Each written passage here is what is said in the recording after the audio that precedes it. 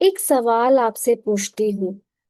क्या आपने कभी ईश्वर को पुकारा है पूरे मन से और लगा कि वो सुन ही नहीं रहे? क्या आपने कभी हाथ जोड़कर आंसू बहाकर मांगा है, भगवान बस एक बार मदद कर दो, और जवाब नहीं मिला? क्या आपको कभी लगा है मैंने तो पूजा की है, मैंने व्रत भी किए हैं, दान भी किए हैं, फिर मेरी सुनवाई क्यों नहीं होती? अगर हाँ, तो आज की कहानी आपके लिए है। क्योंकि 5,000 साल पहले एक स्त्री ने भी यही सवाल पूछा था। द्रौपदी, पांडवों की पत्नी, एक महारानी, एक ऐसी स्त्री जिसने कृष्ण को अपना सखा माना था। और जब उसकी जिंदगी का सबसे भयानक क्षण आया, हरी सभा में, जब सब उसे नोच रहे थे, तब उसने कृष्ण को पुकारा, गोविंद द्वारिकाधीश। पर कृष्ण नहीं आए। पहली बार पुकारने पर कृष्ण नहीं आए। दूसरी बार पुकारने पर कृष्ण नहीं आए। तीसरी बार पुकारने पर भी कृष्ण नहीं आए। आखिर कृष्ण कब आए और क्यों देर से आए? इस एक सवाल का जवाब आपकी पूरी सोच बदल देगा। रुकिए और अंत तक सुनिए। महाभारत से पहले, जगह हस्तिनापुर की सभा, जहां धर्मराज युधिष्ठिर दुर्योधन के साथ जुआ खेल रहे थे। चालाक शकुनी अपनी छल कपट भरी पासों से हर बाजी जीत रहा था। युधिष्ठिर ने पहले अपना धन हारा, फिर अपना राज्य, फिर हाथी घोड़े रत्न, फिर अपने भाइयों को, फिर स्वयं को, और फिर अंतिम बाजी में उन्होंने द्रौपदी को दांव पर लगा दिया, और वो भी हार गए। दुर्योधन खुशी से पागल हो गया। उसने आदेश दिया, दुशासन, जाओ, द्रौपदी को खींचकर सभा में लाओ। द्रौपदी उस समय अपने कक्ष में थी, अकेले। दुशासन गया, द्रौपदी के बाल पकड़े और उसे खींचकर सभा के सामने ले आया। सोचिए एक क्षण, एक महारानी, एक पवित्र स्त्री, 5 पांडवों की पत्नी, और उसे बालों से पकड़कर पुरुष की भरी सभा में घसीटा जा रहा था। द्रौपदी के आंसू बह रहे थे, पर आवाज में बजाय कमजोरी के एक अद्भुत तेज था। उन्होंने सभा में खड़े होकर पूछा, मुझे बताइए, मेरे पति ने पहले अपने आप को हारा या मुझे? अगर उन्होंने पहले अपने आप को हारा, तो वो मेरे मालिक नहीं रहे, और जो अपने आप का मालिक नहीं, वो मुझे कैसे दांव पर लगा सकता है? पूरी सभा में सन्नाटा। भीष्म पितामह चुप, द्रोणाचार्य चुप, कृपाचार्य चुप, विदुर जो न्याय के प्रतीक थे वो भी कुछ नहीं कर पाए। राजा धृतराष्ट्र जो अंधे थे वो और ज्यादा अंधे बन गए, और पांडव जो द्रौपदी के पति थे वो भी अपमानित कोने में सिर झुकाए बैठे थे। पूरी सभा में एक भी धर्म का रक्षक नहीं था। और ये सिर्फ एक द्रौपदी की कहानी नहीं है, यह हर उस स्त्री की, हर एक उस इंसान की कहानी है जिसे किसी बड़े मंच पर अपमानित किया जाता है और सब देखते रहते हैं।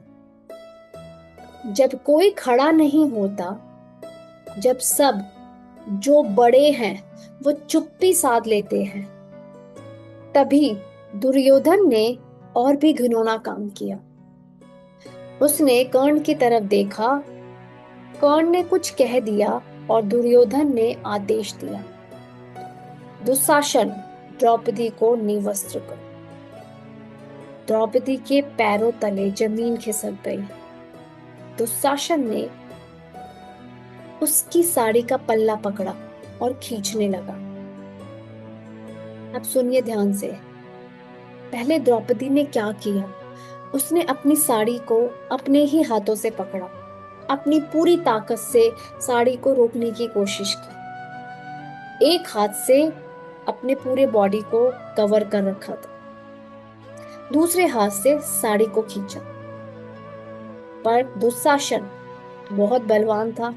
एक एक इंच साड़ी उसके हाथ में आती जा रही थी। द्रौपदी की आंखें बहुत असहाय फील कर रही थी और तब उसने पहली बार कृष्ण को पुकारा, गोविंद गोविंद, रक्षा करो, रक्षा करो। पर कृष्ण नहीं आए। द्रौपदी ने और जोर से पुकारा, द्वारिकाधीश, मेरे सखा, मेरी सुनो कृष्ण। पर कृष्ण नहीं आए।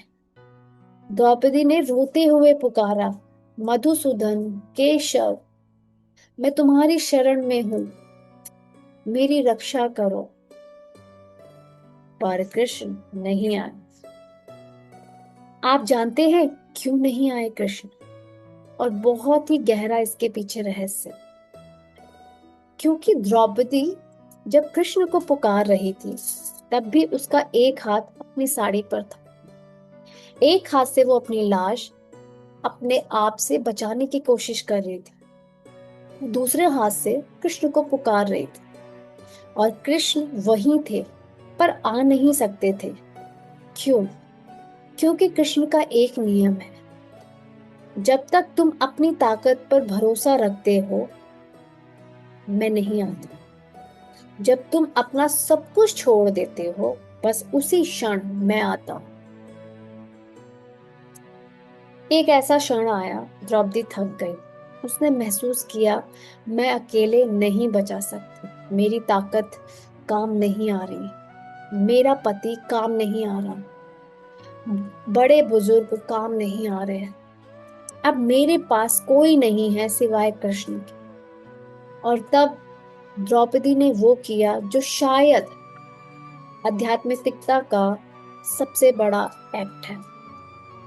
उसने अपने दोनों हाथ साड़ी से हटा दिए और दोनों हाथ आसमान की तरफ उठा दिए। गोविंद, अब मेरे पास कुछ भी नहीं है। अब मैं कुछ भी नहीं कर सकती। अब जो भी होगा तुम्हारी इच्छा से होगा।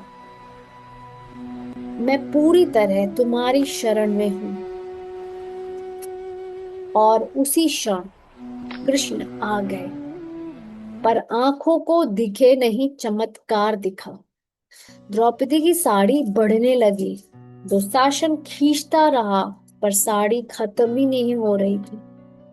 एक हाथ खींचा, साड़ी बढ़ी, दो हाथ खींचा, साड़ी बढ़ती गई, सैकड़ों हाथ लगे, साड़ी बढ़ती ही जा रही थी। पूरी सभा हैरान हो गई। दुशासन थक गया, पसीने में डूब गया और साड़ियों का पहाड़ बन गया। द्रौपदी की लाज बच गई, पर उससे बड़ी बात, द्रौपदी की आत्मा बच गई। क्योंकि उस क्षण द्रौपदी ने सीख लिया जीवन का सबसे बड़ा सत्य, जब तक मैं सोचूंगी मैं करूंगी, तब तक मैं अकेले रहूंगी। जिस क्षण मैं कहूंगी तू कर, उस क्षण ईश्वर आ जाएगा। अब इस बात को समझिए, एक कहानी आपकी जिंदगी में कैसे उतरती और यह कहानी आपकी जिंदगी में कैसे उतरेगी। पहला सत्य, कृष्ण देर से नहीं आते, हम उन्हें देर से बुलाते हैं। द्रौपदी ने पुकारा पर एक हाथ अपनी साड़ी पर था। आप भी पुकारते हैं पर एक तरफ से अपनी स्ट्रैटेजीज चला रहे होते हैं। मैं खुद मैनेज कर लूंगी, मैं अपने प्लान्स के अकॉर्डिंग चलूंगी, मुझे बस थोड़ी मदद चाहिए, बाकी मेरे पास है। यह शरणागति नहीं है, यह हाफ सरेंडर है। और कृष्ण हाफ सरेंडर पर नहीं आते, वो पूरी तरीके से सरेंडर करने पर आपके पास आते हैं। दूसरा सत्य, शरणागति कमजोरी नहीं है, सबसे बड़ी ताकत है। लोग कहते हैं मैं खुद कर लूंगा, मुझे किसी की जरूरत नहीं। ये ईगो है, यह अहंकार है। और शरणागति इस ईगो का त्याग है। द्रौपदी एक कमजोर स्त्री नहीं थी, वो अग्नि से जन्मी थी। वो 5 महारथियों की पत्नी थी, पर उसने ईगो छोड़ दिया और यही उसकी सबसे बड़ी ताकत बन गई। आप भी अगर आज एक बार पूरी ईमानदारी से अपने अंदर के मैं कर्ता को छोड़ दे, तो देखिए कैसे कृष्ण आपके साथ खड़े हैं। तीसरा सत्य, जब कोई साथ न दे तो कृष्ण साथ देते हैं। द्रौपदी की सभा में 5 पांडव थे, भीष्म थे, द्रोण थे, विदुर थे, पर कोई नहीं उठा, पर कृष्ण उठे। आपकी जिंदगी में भी कभी कभी सब छोड़ देते हैं। रिश्तेदार साथ नहीं देते, दोस्त बदल जाते हैं, परिवार भी दूर हो जाता है, पर एक जगह ऐसी है जहां आप हमेशा स्वागत हैं। वो है कृष्ण का दरबार, जहां ना आपकी जाति देखी जाती है, ना पद और ना पैसा, बस आपकी पुकार। चौथा सत्य, पीड़ा में ही सबसे बड़ा आध्यात्मिक विकास होता है। अगर द्रौपदी का चीरहरण नहीं हुआ होता तो शायद वो कभी कृष्ण को पूरी तरह से जान ही नहीं पाती। अगर उसकी जिंदगी में एक भयानक क्षण नहीं आया होता तो वो कभी शरणागति का असली अर्थ नहीं समझ पाती। आपकी जिंदगी में जो आज दर्द है वो शायद आपके कृष्ण के और करीब ले जाने के लिए। पीड़ा, पेन शत्रु नहीं है, पीड़ा एक गुरु है। पांचवा सत्य, कर्म आज नहीं तत्काल जवाब देता है। द्रौपदी के अपमान का बदला कृष्ण ने भूला नहीं। 18 दिन का महाभारत हुआ, सारे कौरव मारे गए, दुर्योधन, दुशासन, शकुनी, कर्ण, सब इसी अपमान की कीमत चुका रहे थे और इसी अपमान की कीमत चुकाकर वो मरे।